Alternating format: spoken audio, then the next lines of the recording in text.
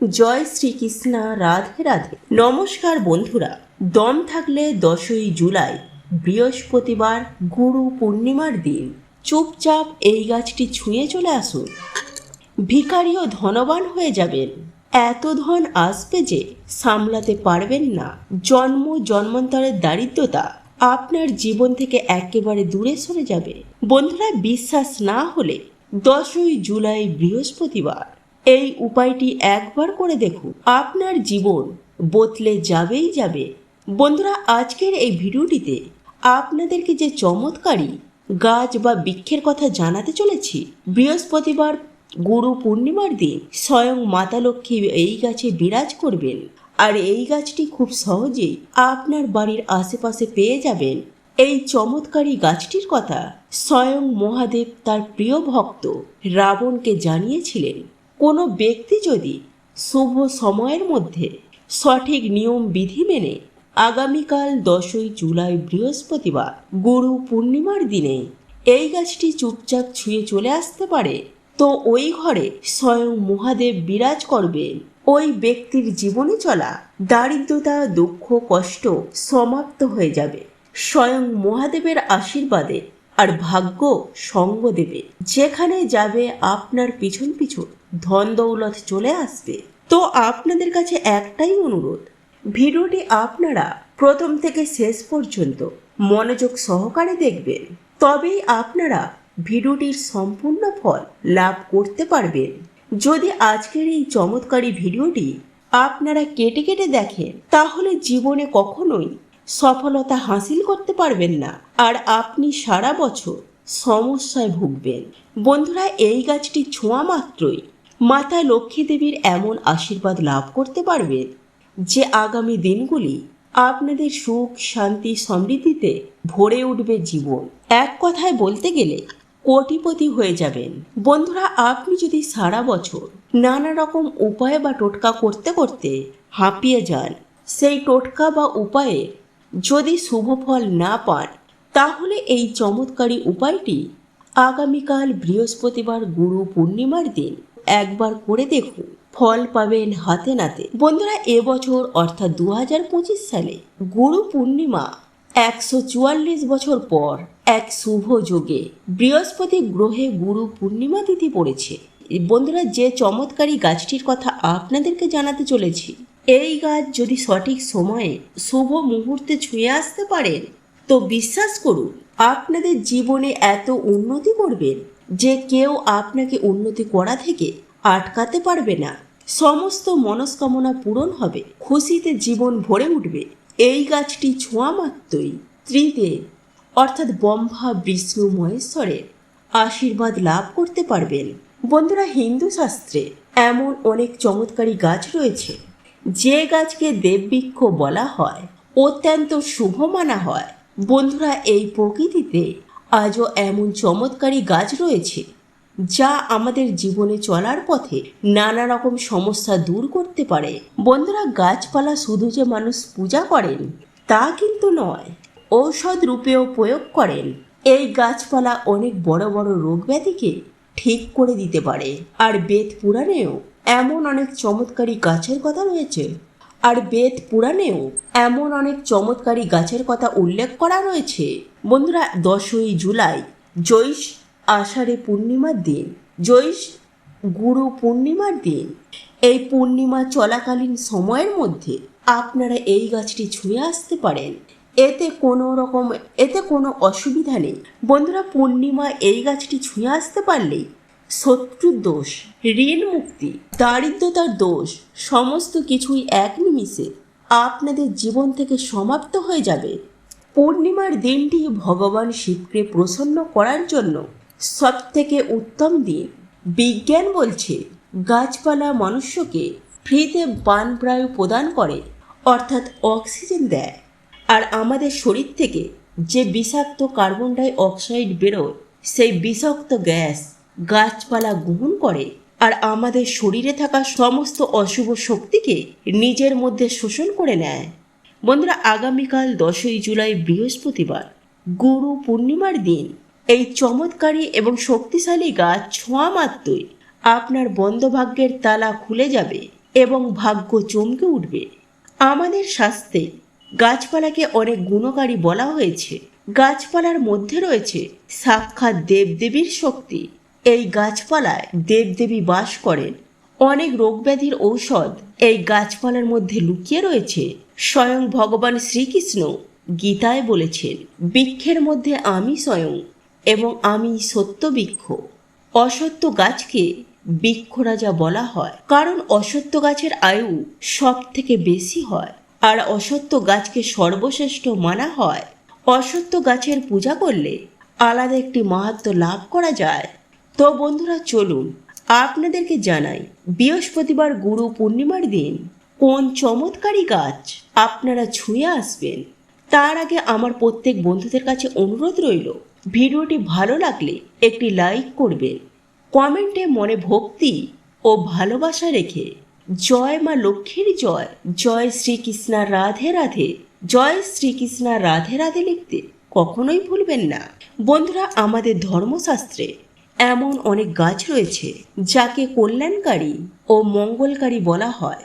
এই গাছ শুধু প্রকৃতির জন্য নয়, আমাদের জীবনেও অনেক বেশি মাহাত্ম্যপূর্ণ।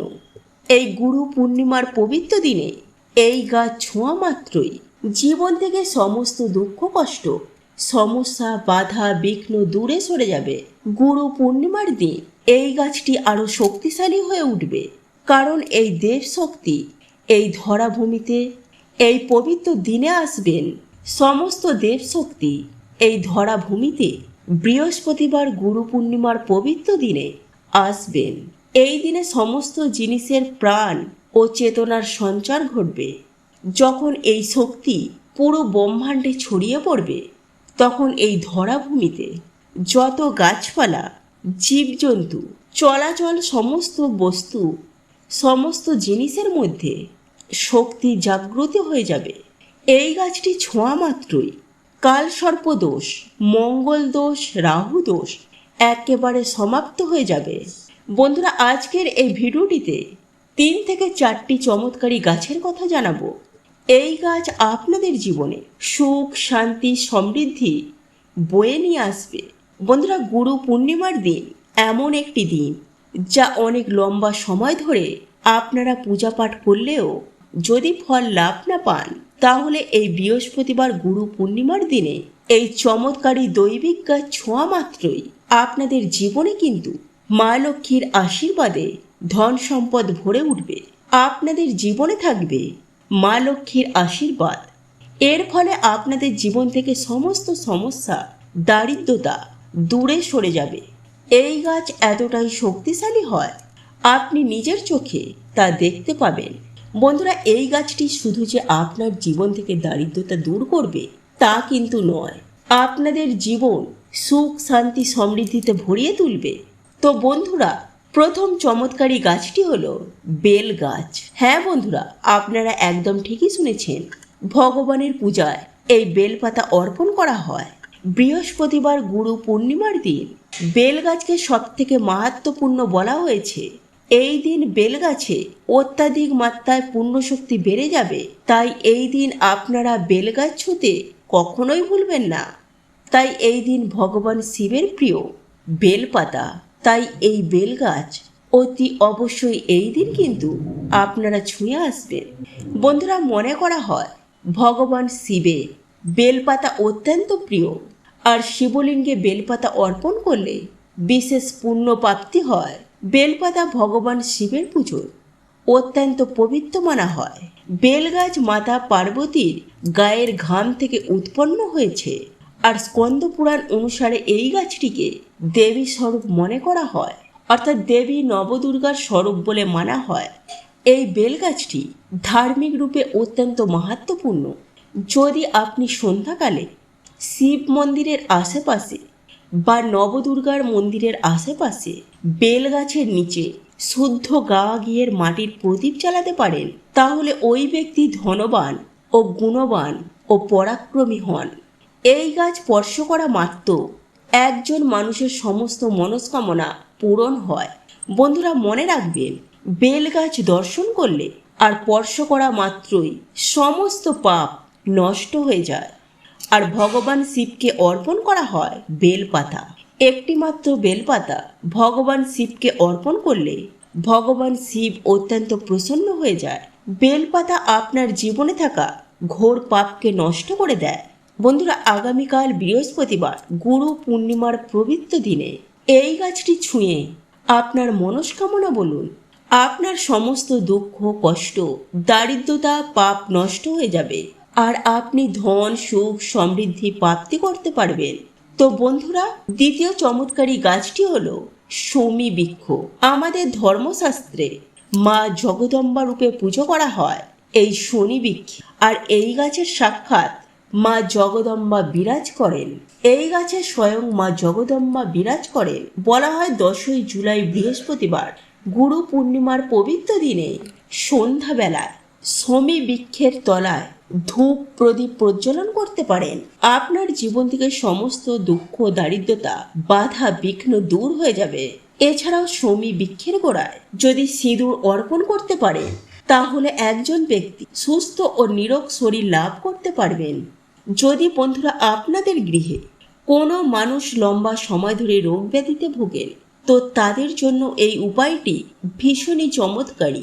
বন্ধুরা, আপনার বাড়িতে যে ব্যক্তি লম্বা সময় ধরে রোগ ব্যাধিতে ভুগছেন, অনেক চেষ্টা করছেন, ডাক্তার দেখাচ্ছেন, ওষুধ খাচ্ছেন, তবুও কিছুতেই রোগ ব্যাধি সরছে না, তাহলে ওই ব্যক্তির মাথার উপর থেকে সিঁদুর 7 বার ঘুরিয়ে নেবেন। তারপর সেই সিঁদুর শমী বৃক্ষের গোড়ায় অর্পণ করবেন। দেখবেন আপনার বাড়ির অসুস্থ ব্যক্তি আস্তে আস্তে সুস্থ হতে শুরু করবে। এছাড়াও বন্ধুরা, আপনারা যদি সুস্থ ও নিরোগ শরীর লাভ করতে চান, শমী বৃক্ষের গোড়ায় সিঁদুর অর্পণ করতে পারেন।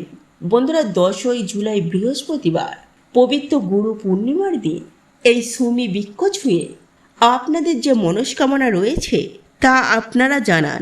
অবশ্যই এই উপায়টি সঠিক নিয়ম বিধি মেনে করতে পারলে আপনাদের সমস্ত মনস্কামনা পূরণ হবে।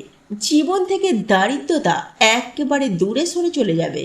তো বন্ধুরা, এই সুবর্ণ সুযোগ হাতছাড়া করবেন না। পূর্ণিমার দিন শমী বৃক্ষ ছুঁয়ে আপনারা শমী বৃক্ষের কাছ থেকে আশীর্বাদ নিয়ে আসুন। সুখ, শান্তি, সমৃদ্ধি ভরিয়ে তুলুন।